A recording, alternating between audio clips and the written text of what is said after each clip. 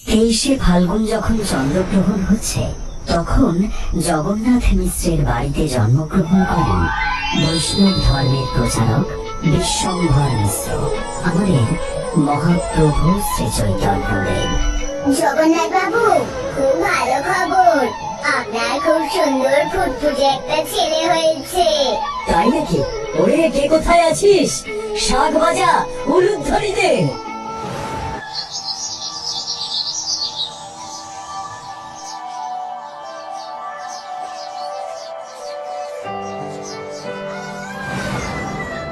কই রে, আমার নাতি কোথায়?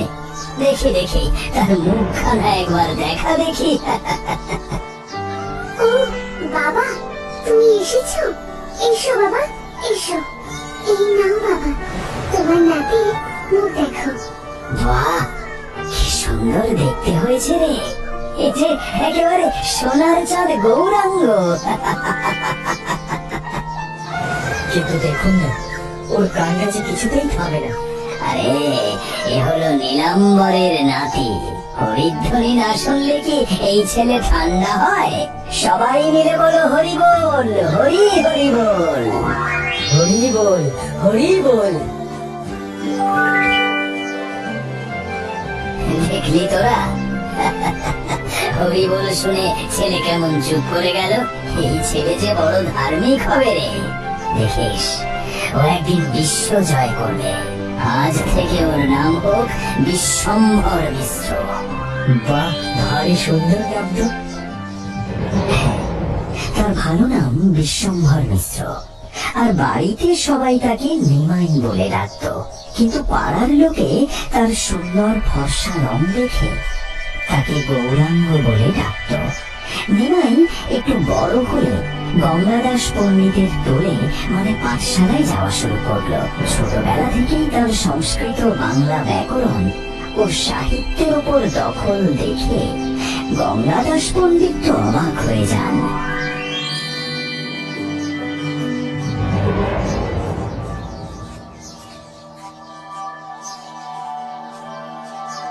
আরে জগন্নাথ বাবু যে চলেন কোথায়?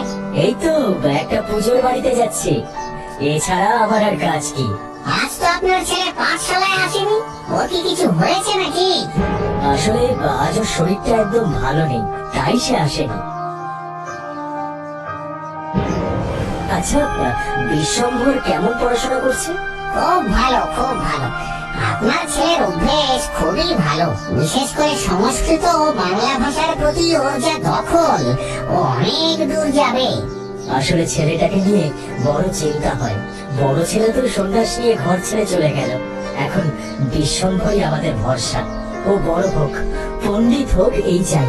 হবে হবে, নিশ্চয়ই হবে। আপনার ছেলে খুব ভালো। ভবিষ্যতে ও অনেক বড় পণ্ডিত হবে। বিশ্বম্ভর অর্থাৎ নিমাই ধীরে ধীরে বড় হতে থাকে। সে যেমন একদিকে দুষ্টুমি করে পুরো গ্রামকে মাথায় করে রাখত, ঠিক তেমনি অন্যদিকে সে পড়াশোনাতেও ভীষণ ভালো ছিল। কিন্তু এরই মধ্যে পিতা জগন্নাথ মিশ্র খুবই গুরুতর অসুস্থ হয়ে পড়েন। এখন তিনি শয্যাশায়ী। নিমাই, শোন বাবা।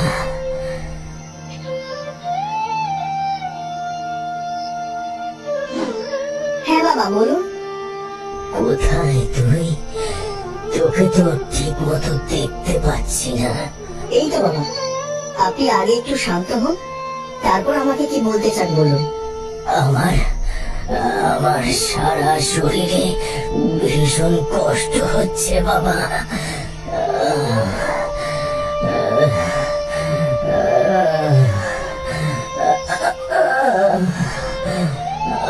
আমার এবার যাবার সময় ঘনিয়ে এসেছে। আমি আপনার কিচ্ছু হতে দেব না বাবা। আপনি আবার আগের মতো সুস্থ হয়ে উঠবেন। না রে, ওরকম ছেলে মানুষই করিস না। আমি যে কথাটা বলতে চাই সেটা মন দিয়ে শোন। আমি চলে গেলে তো তোর মাঝে বড় একা হয়ে যাবে। ভীষণ অসহায় বোধ করবে ও। তুই তুই আমায় কথা দে বাবা, আমি না থাকলে তুই তোর মার খেয়াল রাখবি, কথা দে। আমি আপনাকে কথা দিলাম বাবা, আপনি কোনো রকম দুশ্চিন্তা করবেন না। আপনি এখন নিশ্চিন্তে বিশ্রাম নিন। আমি প্রাণ ভরে তোকে আশীর্বাদ করছি বাবা। তুই তুই একদিন অনেক বড় হবি, সারা পৃথিবী জুড়ে তোর অনেক নাম হবে। ঘরে ঘরে ঘরে যেন তোর মতো সন্তান লাভ করে। বাবা, আপনি এইভাবে আমাদের ছেড়ে চলে যেতে পারেন না বাবা। বাবা, এই কিছুতেই হতে পারে না বাবা।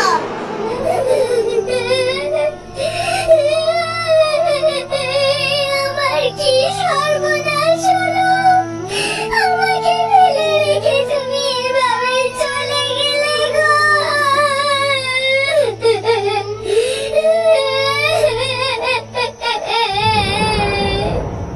নিমাই অর্থাৎ বিশ্বম্ভর মিশ্র এখন পূর্ণ যুবক। পড়া শেষ করে তিনি পণ্ডিত বলে পরিচিতি লাভ করেছেন। তর্করত্ন বাগীশ হয়েছেন তিনি। বিশ্বম্বর, এত রাত হয়ে গেল, তুমি এখনো এখানে জেগে কি করছো? শুতে যাওনি?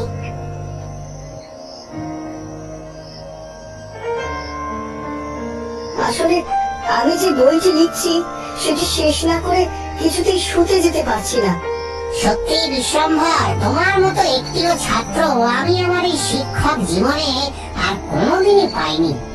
তুমি অনেক বড় হও বাবা, অনেক বড় হও। বিশ্বম্ভর তার লেখা সেই বই একদিন নৌকায় ভ্রমণ করতে করতে বন্ধু রঘুনাথকে পড়ে শোনালেন। পড়া শেষ হতেই বললেন, জানো রঘুনাথ, ঈশ্বরের অস্তিত্ব নিয়ে আজও আমাদের মধ্যে অনেক দ্বিধা রয়ে গেছে। ঈশ্বর আদতে আছেন না ঈশ্বর নেই? না, কিছুতেই হতে পারে না,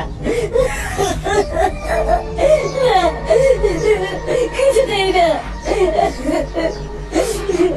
কি হতে পারে না রঘুনাথ? তুমি এইভাবে কাঁদছো কেন? না না, এই কথা তোমাকে আমি কিছুতেই বলতে পারবো না। বলো রঘুনাথ, তুমি আমায় নির্দ্বিধায় বলো। আমি যে কারোর চোখের জল সহ্য করতে পারি না। আমি আমি ভাবতাম আমি এই পৃথিবীর সবচেয়ে শ্রেষ্ঠ পণ্ডিত। আসলে আমি ঈশ্বরের অস্তিত্ব নিয়ে একটি বই লিখছিলাম। তাই নাকি? এ তো অতি উত্তম কথা। তাহলে তুমি কাঁদছো কেন? কিন্তু তোমার এই লেখা শুনে আমার মনে হলো আমার জীবনে সবচেয়ে বড় পণ্ডিত হওয়ার স্বাদ অধরাই রয়ে গেল। কারণ আমার লেখা বইটি কখনোই তোমার লেখার থেকে শ্রেষ্ঠ হতে পারবে না। তুমি অসাধারণ লিখেছো নিমাই, ও অসাধারণ লিখেছো। ও, এই সামান্য কথার জন্য তুমি কাঁদছিলে? তা তুমি আমাকে আগে বলবে তো।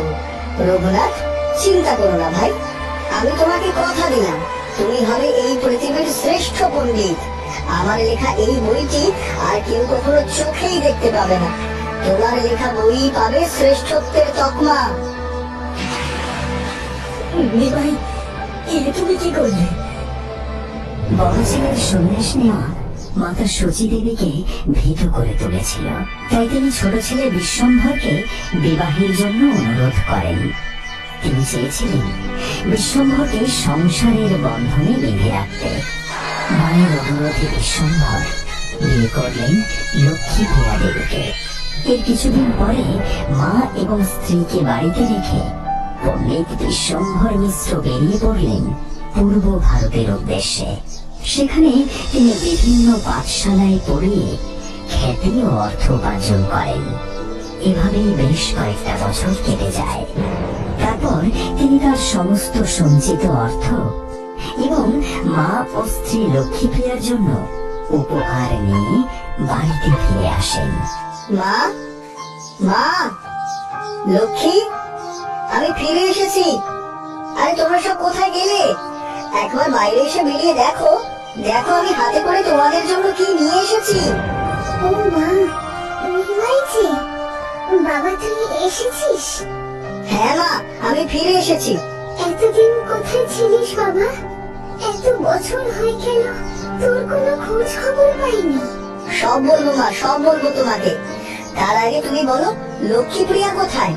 ওকে একবার ডাকো মা। এই দেখো, আমি তোমার আর লক্ষ্মীপ্রিয়ার জন্য কত কি নিয়ে এসেছি। জানো মা, লোকে মন্ত্র মুগ্ধের মতো আমার কথা শুনতো। আমাকে এখন লোকেরা খুব সম্মান করে।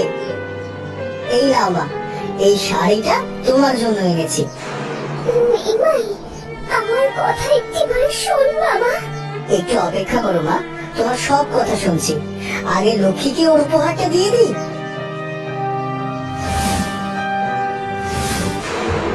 লক্ষ্মী কোথায় মা? আমি এসেছি, ও কি এখনো শুনতে পাইনি? লক্ষ্মী, লক্ষ্মী, লক্ষ্মী। ওরে নিমাই, আমার কথাটা একবার শোন বাবা। লক্ষ্মী আর আমাদের মধ্যে নেই বাবা। লক্ষ্মী আর নেই?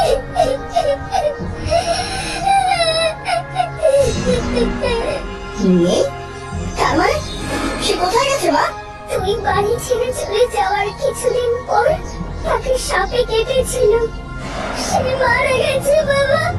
সে আর নেই। সে আর নেই। না, না, এ কিছুতেই হতে পারে না মা। মা, এ আমি কি শুনলাম? তুই যা বলছি ঠিকই বলছি রে বাবা। তুই ঠিকই শুনেছিস।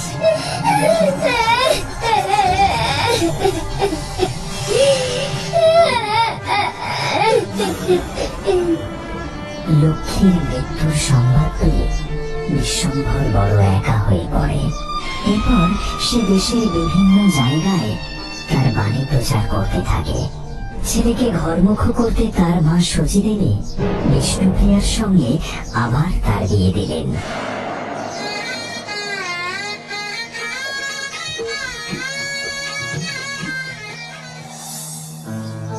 বিষ্ণুপ্রিয়া, আমার মা বড় একা।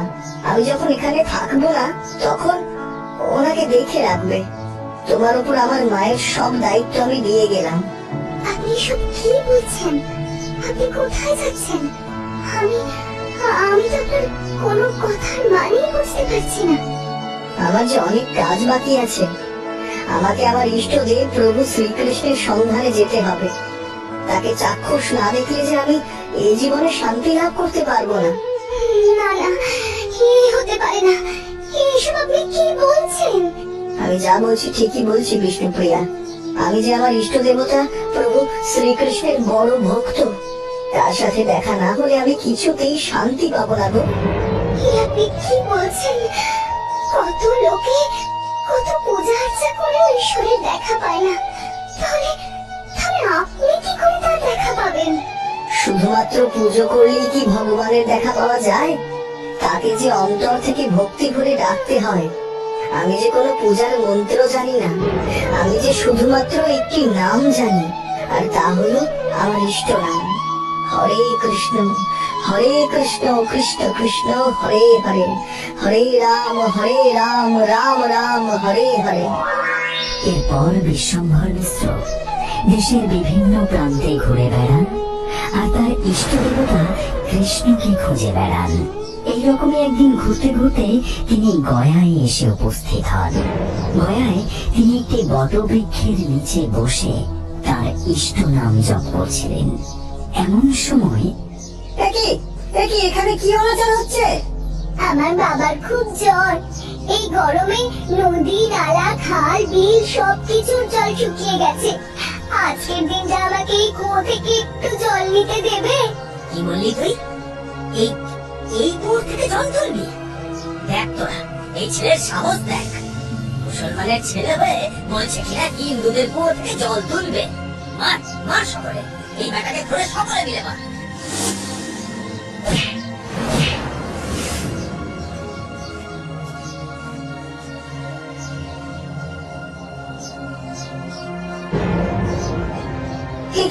তোমরা কি করছো? ছেড়ে দাও ওকে, ছেড়ে দাও বলছি। তুমি কে? দেখে তো হিন্দু মনে হচ্ছে। তা তুমি যে এই মুসলমানের ছেলেকে ছুঁলে, এবার কি হবে? আমি মানুষ, আমি হিন্দু মুসলমান বুঝি না, তোমরা মানুষ হয়ে আরেকটি মানুষকে এভাবে মারছো কেন? ওকে কি এমনি এমনি মারছি? জানো না ও কি করেছে? কত বড় অপরাধ করেছে। মুসলমানের ছেলে মেয়ে হিন্দুর কুয়োর থেকে জল তোলার চেষ্টা করেছে। তোমরা এই জল তোলাকে অপরাধ কেন বলছো ভাই? জলের অপর নাম তো জীবন, এ তো ঈশ্বরের মহান দান। এই জলের উপর পৃথিবীর সব মানুষের অধিকার। আর তোমরা জল তোলার কারণে এইটুকু একটি শিশুকে ধরে মারছো। শিশু? ও তো বেজাত। বেজাত? এ আবার কি? আমি তো কেবলমাত্র একটি জাতিই জানি, সে হলো মানব জাত। ওরা অন্য জাত। ওদের দেবতা, আচার বিচার সবকিছুই আমাদের থেকে ভিন্ন। আমি তো জানি দেবতা একজনই, সেই তো আমাদের একমাত্র সৃষ্টিকর্তা। তিনি যে বলেন মানুষকেই ভালোবাসো, তাহলেই যে আমার সঠিক পুজো করা হবে। তুমি কি বললে প্রভু? তুমি কে বলো তো? কত বড় কঠিন সত্যিটা তুমি কত সহজ করে বলে দিলে। সত্যি করে বলো তো, তুমি আসলে কে? আমি তো একজন সাধারণ মানুষ। আসল তো হলেন আমার ইষ্ট দেবতা কৃষ্ণ। তিনিই তো আমাকে পথ দেখিয়ে নিয়ে চলেছেন। তোমরা সবাই মিলে দুহাত তুলে বলো, হরে কৃষ্ণ কৃষ্ণ কৃষ্ণ হরে হরে, হরে রাম রাম রাম হরে হরে।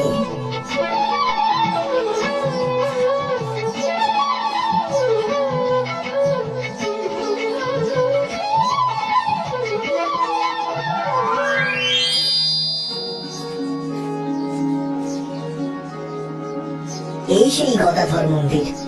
আমার গত দিনের সাধ ছিল এই গদাধর মন্দিরে এসে প্রভু শ্রীকৃষ্ণের পায়ের ছাপ দেখব। আজ আমার সেই সাধ বোধ হয় পূর্ণ হবে। প্রভু, আমি কি শুনছি? চারিদিকে কি দেখছি? জায়গায় জায়গায় ধর্মের নামে শুধু অনাচার চলছে। ধর্মের নামে বিভিন্ন জায়গায় জাতিভেদ, সতীদাহ প্রথা একে অন্যকে অত্যাচার করছে। এ তোমার কেমন বিচার ঠাকুর? কবে তুমি আসবে প্রভু এইসব অন্যায় অবিচার বন্ধ করতে? কবে আসবে?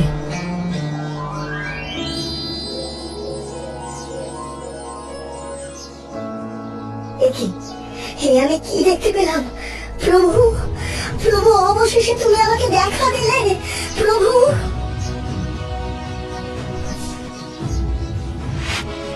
কে তুমি বাছা? চোখ খোলো।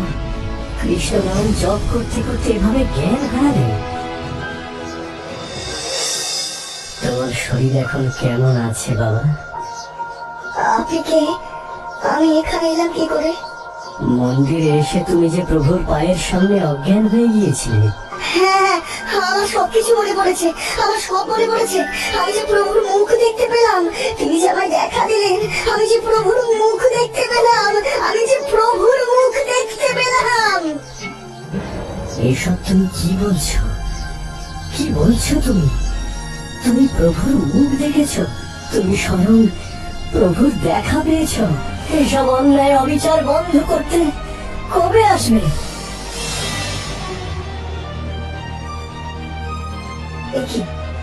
আমি কি দেখতে পেলাম? প্রভু প্রভু, অবশেষে তুমি আমাকে দেখা দিলে। প্রভু,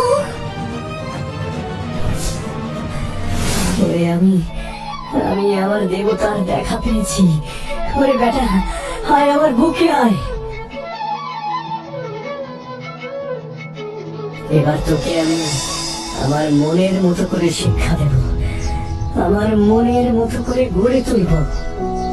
হরে কৃষ্ণ কৃষ্ণ কৃষ্ণ হরে হরে, হরে রাম রাম রাম হরে হরে। এরপর গয়ায় সাধু বাবা ঈশ্বরপুরীকে শিক্ষাগুরু হিসেবে মেনে নেন বিশ্বম্ভর মিশ্র। তারপর ধীরে ধীরে শিক্ষা লাভ করতে করতে এই বিশ্বম্ভর মিশ্র একদিন হয়ে উঠলেন মহাপ্রভু শ্রী চৈতন্য দেব।